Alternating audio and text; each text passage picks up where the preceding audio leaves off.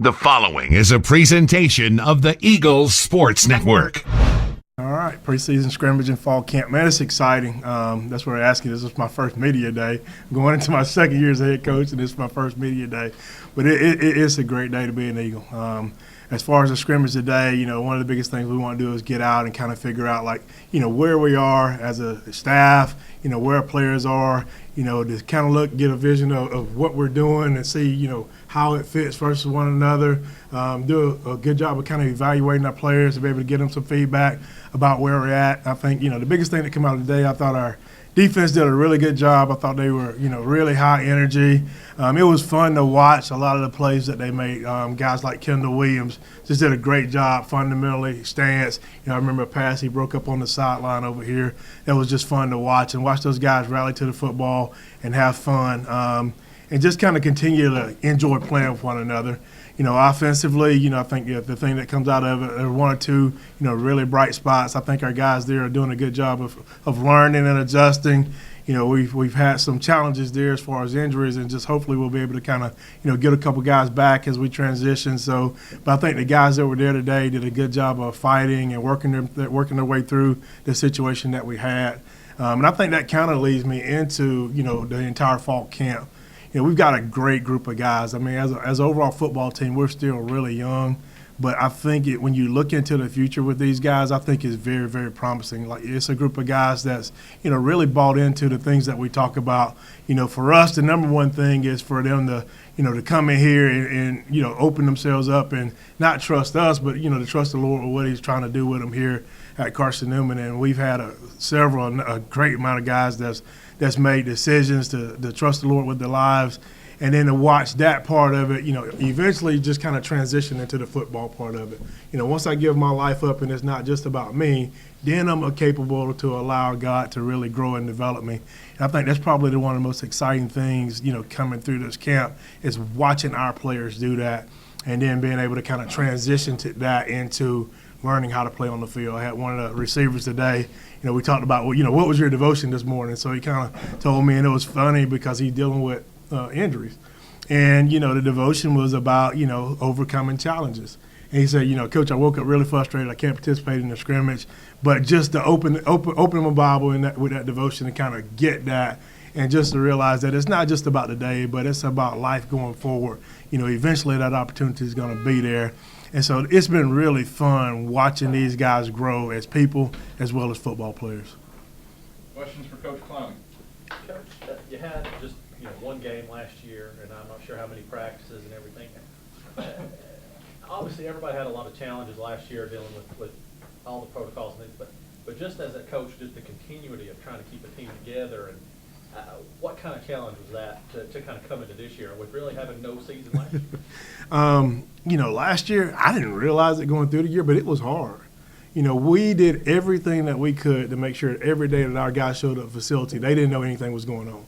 They showed up at whatever we were doing that day. If it was just a regular practice or to get prepared for a game, we worked our tails off as coaches just to make sure that we were prepared and things were organized, that they got to at least come over for 2 hours a day and do what they enjoyed doing. And so when we got into the summer, I think that's when it really hit me, when we were done, we weren't playing, and we sent everyone away, and it was like, whew. And I was just like, I told our kids, our leaders, before we started, I was like, I was tired. I didn't realize, the mental and emotional drain that it really, put on me. And then you kind of go back and think about, what it did to our other coaches and players. But it's been really fun to kind of watch us come out of that little lull over the summer. There was a lot of frustration over the summer. And then but once the guys got back in, we had the best group as far as I've seen here in a long, long time of guys come back in ready to go. You have to trust them and send them home, that they'll go work out, that they'll lift, that they'll run. And it was fun to watch our guys come back into camp. You could tell that they've been lifting, running, working out, and doing a lot of the things that we challenged them with. Coach Long and his staff, once we got them here in July, they did a great job of kind of pushing that forward. And so, a place to where we could have lost a lot of ground, I thought our guys did a good job of maintaining and even gaining a little bit on that. Do you feel like it might have been a good thing in the long run? I know a lot of these FCS teams especially that played on into the deep end. Into the late, with drafts coming up and everything, but as far as the wear and tear on bodies and things, it may be a good thing that things were kind of shut down and you didn't have to go through the whole 4 games and like tournament scenario? Yeah, it was because it's like, taking over when I took over in January, we immediately were going into spring ball right out of recruiting. And we lost 18 guys that started off of that team the year before. So as a coach, if you say, well, what's one thing that you like to be able to do is like, can we push the pause button for a little while to try to, at least minimize and get caught up. And so as bad as the COVID stuff were, I think there were benefits, with a young football team. It gave us a year to try to work with some of our guys to grow them and develop them to where, like these guys are going in and playing as freshmen this year, but like they've at least had a little bit of fundamental work and strength training underneath their belts to try to get prepared to go into the season. Now, the thing you tell them is everyone's had that time. Did we gain any ground, during this time? And I think our coaches did a great job of kind of making sure that we could gain as much ground as possible. When you go through that adversity, what did you learn about yourself as a coach, just going from new head coach year, not going to play in the fall, didn't really get a spring, to now? I think it gave us a chance to practice what we preach. We always talk to our guys, it's not just about football. And all of a sudden, the football part was taken away. So if it was just about football, then it's over with for us. Hey, let's hang out and let's wait around and get to next year.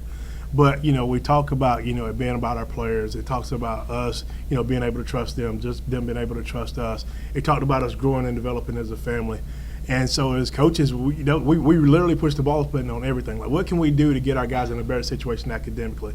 What can we do to help our team grow together closer? We talk about one as our theme, and we say the key to that is Christ and everyone going to Christ. So what can we do to grow and develop our team to get to that point?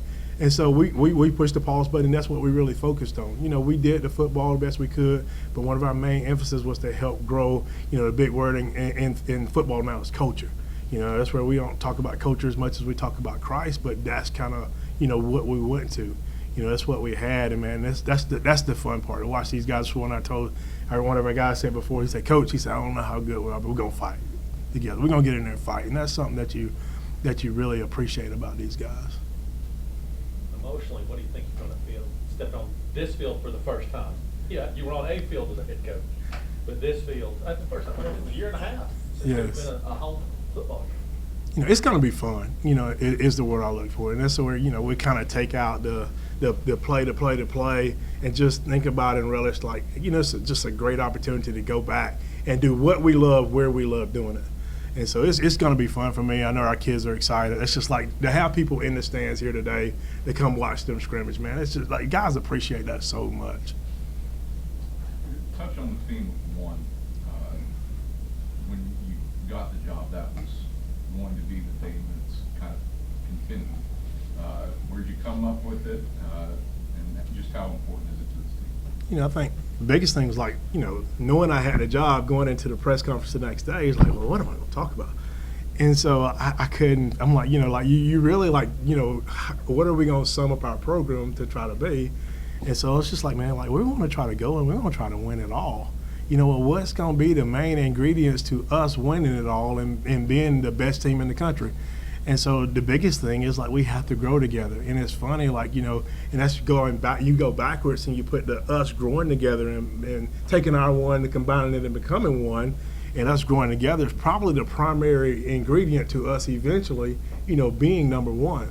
And so just being able to go in and find scripture and just kind of, it's just over and over and over again that just Christ talks about the importance of us coming together.